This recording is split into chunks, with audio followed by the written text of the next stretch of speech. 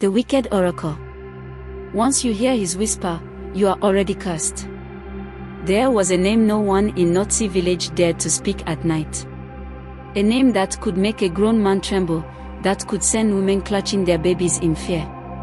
A name that, if uttered too close to the woods, would make the trees lean in, listening, waiting. Nwagi. They called him the wicked oracle. He lived deep in the black woods, in a cave where the earth never dried, where the air reeked of damp rot and the bones of the lost sank into the mud like forgotten prayers. No one sought him unless they had no other choice. Because Nwagi never gave answers. He gave death. The curse begins. It started with a whisper. Aduni woke in the dead of night to hear a voice coming from the corner of her hut. It was soft, slithering, almost human, but wrong. Like a song played backward, like an old man speaking with a child's breath.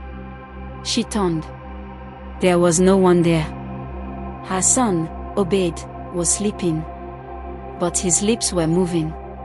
She leaned closer. Her blood turned to ice. Obed was laughing, but the sound coming from his mouth was not his own. It was deep, hollow, hungry. The next morning, his eyes had changed. Too dark. Too empty. His skin had turned grey, his breath weak, his fingers twitching like something inside him was trying to get out. The elders came. They burned herbs. They chanted. They drew symbols in white chalk. But the sickness only grew. At night, the whispers returned. They came from inside his chest. They crawled under his skin. And then one night, as she watched her son tossing in his sleep, his small body shaking, Aduni saw something that shattered her soul. A shadow moved beneath his skin. Something was inside him. And it was trying to get out. There was only one who could help. And so, Aduni walked into the black woods alone. The woods that breathe. The path to the wicked oracle was not a path at all. It was a graveyard of forgotten things. The trees did not stand still. They leaned when she passed. Their roots twisted, reaching. Their branches curled like fingers, whispering her name. She walked faster. But the forest was alive. Eyes glowed in the hollows of trees. Shapes crawled under the moss. The ground breathed beneath her feet. And then, ahead, she saw it, the cave. A black mouth in the earth. A place that should not exist. The air was thick with whispers. They slithered through her ears, into her skull, into her mind. Her hands trembled. But she stepped inside. And he was waiting. The oracle of death. The cave was wrong. The walls moved like flesh. The air hummed like a dying breath. The floor was covered in something soft, something damp. She did not dare look down. And in the center, crouched over a pile of rotting bones, was Nwagi. His back was hunched, his fingers too long, his skin cracked like dry earth. His eyes were holes. Empty. Dark. And yet, they saw everything. You have come to beg, he rasped. His voice was not one voice. It was many. It echoed inside her chest, inside her bones. Aduni dropped to her knees, holding back the bile rising in her throat. My son, she whispered, he is dying. Nwagi's mouth twisted into something that might have been a grin. But it was too wide. Dying, he crooned. His voice curled around her like fingers. No. Not yet. He reached down, grabbing a handful of black, riding things from the floor.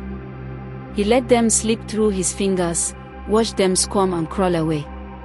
Then he threw his cowrie shells to the ground. The air shifted. The walls groaned. Aduni felt something crawl up her leg. But she did not move. Nwagi's voice was a hiss in her ear. The boy is cursed. And the curse is hungry. Her heart pounded. What must I do? His head snapped toward her. The grin widened. His teeth were too sharp, too black, too many. A soul must be given. A pure soul. A life for a life. The cave shook. The walls cracked. And behind him, in the shadows, Aduni saw them. Figures. Not alive. Not dead. Not human anymore. They watched her. They waited. She turned and ran. The blood moon sacrifice. Back in the village, she sat in silence. Would she take an innocent life to save her son? The full moon rose. The sickness deepened. Her son's eyes were no longer his own.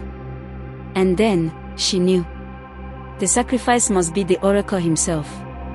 The final night. Aduni walked into the woods one last time. She did not fear the trees. She did not fear the whispers.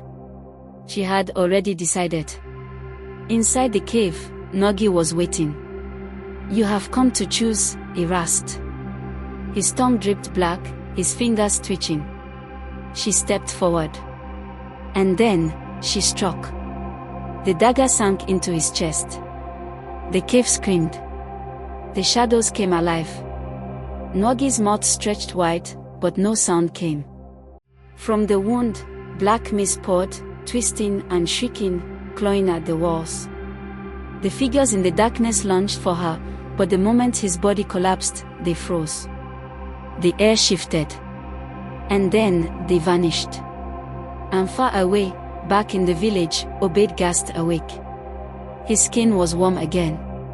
His breath was steady. The curse was gone. But Aduni never spoke of what she saw when Nogi died. Because sometimes, at night, when the wind howls, she still hears him whispering, waiting. Because the oracle never truly dies. He only waits for the next soul to call his name.